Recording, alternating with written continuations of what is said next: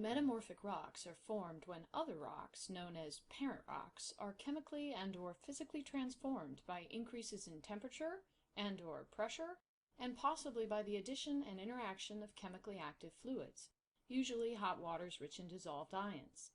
Metamorphic rocks can form under a number of geologic settings, anywhere in which temperatures and/or pressures are raised. Usually a given parent rock will form very different metamorphic rocks based on the metamorphic conditions, and hence we can look for clues.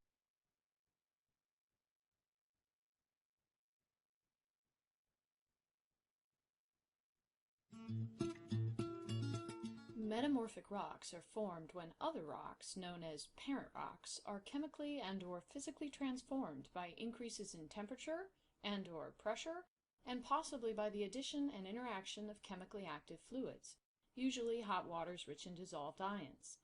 Metamorphic rocks can form under a number of geologic settings, anywhere in which temperatures and/or pressures are raised. Usually a given parent rock will form very different metamorphic rocks based on the metamorphic conditions, and hence we can look for clues in the rock to help us identify the original geologic formation setting. By the end of this learning module, you should be able to list the most common metamorphic rocks, recognize their textures and compositions, and link them to their formation environment and history. For some parent rocks, the same metamorphic rock will form regardless of environment. In that case, studying the metamorphic rock will not give us any information on metamorphic setting, only the original parent rock material. For example, in this pile of metamorphic rocks, there is one that is made almost entirely of calcite, or a magnesium-rich related mineral known as dolomite. When a calcite-rich rock, such as limestone, is exposed to increased pressure or temperature, the crystals grow larger. Because the parent rock is homogeneous in composition, mostly calcium carbonate, as long as no new chemicals are added during metamorphism, the composition of the final rock is unchanged, calcium carbonate.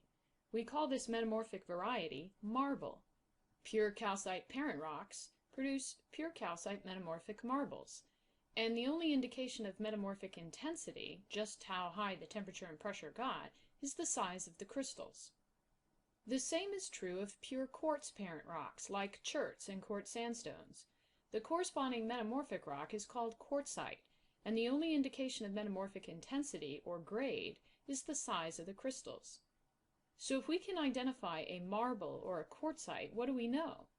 We know some likely candidates for the parent rock, but we have little to no knowledge of the metamorphic setting. In addition to crystal size, another textural clue found in metamorphic rocks is something called foliation, which is the alignment of crystals.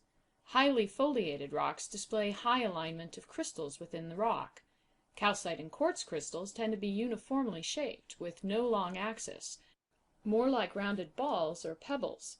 Micas, with their sheety structure, can be aligned. Similarly, long prismatic crystals like kyanite and actinolite can also be aligned. If we see alignment of these minerals in a rock, we call the rock foliated. The extent of foliation, combined with the types of minerals present, can tell us a lot about metamorphic setting. For example, foliation can happen only when a rock is subjected to increasing pressure. Notice this pile of pencils and pens, completely unaligned or unfoliated. As I start to compress this system along one axis, the pens and pencils that are free to move will start to align themselves with each other. The greater the pressure, the greater the alignment or foliation. Added to the foliation evidence is mineral evidence. Many minerals have a limited range of temperatures and pressures at which they are stable. If we change those conditions so that a mineral is out of its stability range, the unstable mineral will want to rearrange its atoms and bonds to create a new mineral that is more stable under the new conditions. Calcite and quartz are stable under a very large range of pressures and temperatures. In fact, all of the temperatures and pressures found in typical metamorphic settings. Thus, they do not, if present alone, recombine to form new minerals. However, if calcite is present with quartz and with other minerals, then as temperatures and pressure rise, the stability of calcite and quartz might end up being less stable than a new mineral with a new chemical composition, and thus the atoms in the calcite and quartz might rearrange themselves to form new minerals. For example, wollastonite, CaSiO3, might be more stable. So the stability of a mineral depends on temperature, pressure, and chemical composition of the parent rock and any introduced chemicals from active fluids. It's important to note here that when chemical constituents of a metamorphic rock rearrange themselves, they do so without melting the rock. How? Increased temperatures will increase the motion of the atoms in the solid, and if that vibrational energy is high enough, the atoms can jump around in the solid and do things like clean up their crystal structure, remove imperfections, combine to form larger crystals, and rearrange into more stable compounds. So we can separate metamorphic rocks into three piles: foliated, non-foliated, and weakly foliated. Now let's go to the non-foliated rocks. If these contain minerals that could foliate but haven't, then what do we know? The rock has not been subjected to high pressures. The only metamorphic settings in which there is little to no increased pressure are contact metamorphism, heating up rocks around a magma chamber, and hydrothermal metamorphism, hot waters percolating through cracks or pores in the rock. When the non-foliated rock contains a mixture of large crystals such as this one, with some calcite, some quartz, some garnet, and some epidote, we call the final rock skarn. Skarns are rocks that form in contact metamorphic environments with high temperatures and likely high amounts of chemically active fluids, but little to no pressure. We would find these environments underground at all volcanic settings, such as hotspot volcanism, divergent plate boundary volcanism, and subduction zone volcanism. A sandstone that contains some mineral and rock fragments, plus some shell fragments, would be a good parent rock for a skarn.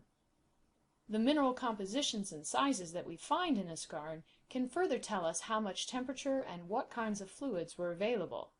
We would expect to see the minerals stable at the highest temperatures in a zone closest to the magma chamber, and those indicating lower temperature stabilities further away. This other rock that is dark black with a sugary texture is called hornfels.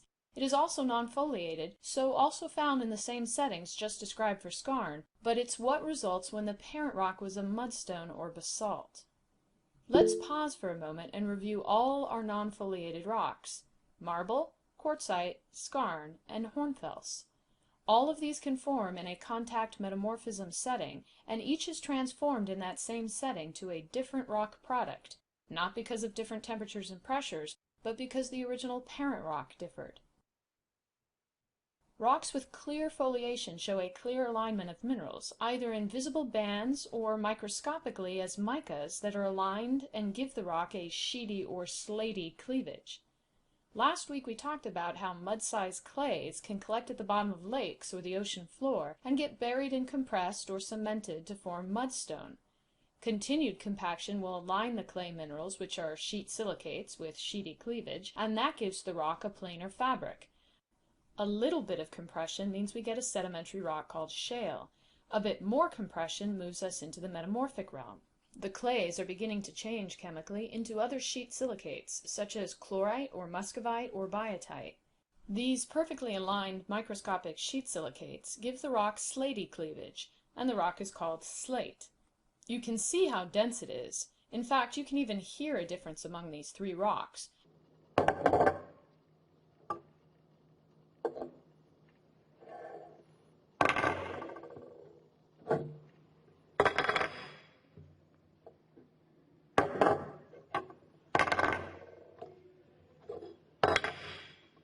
Mudstone is less dense and compacted. Shale is more dense and compacted. Slate is the most dense and compacted.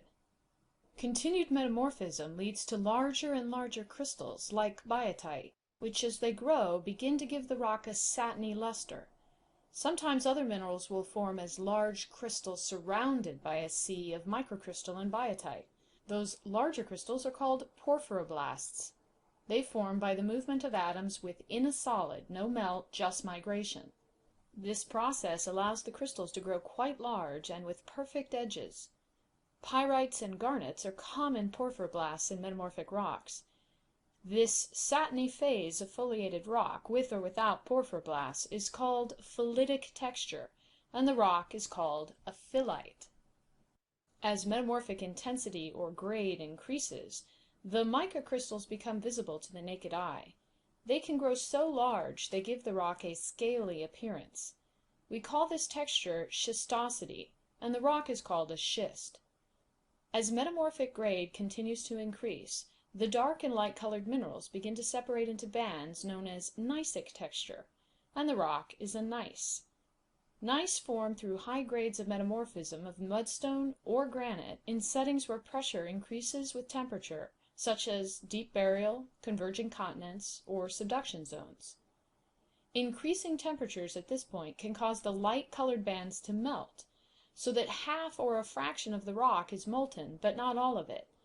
This situation leads to folding of the bands, and a rock displaying contorted, folding, alternating colored bands. When the molten bits solidify, they create small layers of granite within the metamorphic rock. We call this rock a migmatite. Any further increase of temperature will cause full rock melting and lead to igneous rocks.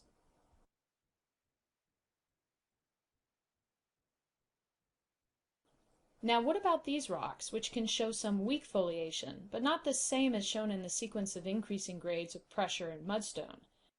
Let's start with this familiar green rock, made entirely of the mineral serpentine.